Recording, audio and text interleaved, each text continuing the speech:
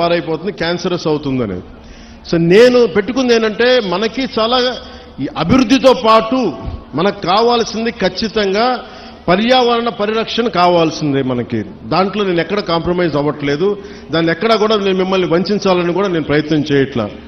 నాకు మీకు కుదరినప్పుడు నేను రాజకీయాలు వదిలేసి వెళ్ళిపోతాను తప్ప నేను మీ న్యాయం చేయలేనప్పుడు నేను కూర్చోబెట్టి నాకు నిజంగా మీ గుండెల్లో పెట్టుకున్న అభిమానం కంటే కూడా నేను పదవులుగా నేను చూడను. కాకపోతే ఈ పదవి ఉన్నది చాలా మందితో కూర్చొని సామరస్యపూర్వకంగా ఎలా పరిష్కారం చేయాలి అన్నదే నా తపన.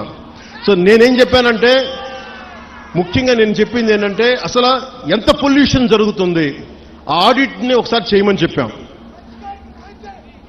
ఆడిట్ చేద్దాం, అసలు ఎంత కాలుష్యం ఉందనేది చెప్తే అందరూ అడిగారు. జగన్మోహన్ గారు మొత్తం సంఘాల నాయకులందరితో మాట్లాడి అక్కడ ఉన్న యువతతో కూడా మాట్లాడి ఈరోజు దాదాపు 100 మంది పైగా వచ్చారు. వాళ్ళందరితో మాట్లాడి మీ ప్రతినిధులుగా మేము అడిగింది ఏంటంటే జగన్మోహన్ గారు, కలెక్టర్ గారు కనీసం మాకు 100 days టైం ఉంటే దీని మీద యాక్షన్ ప్లాన్ చేద్దామని ఒకసారి, అంటే ఎలా చేద్దాం దీనికి సంబంధించి.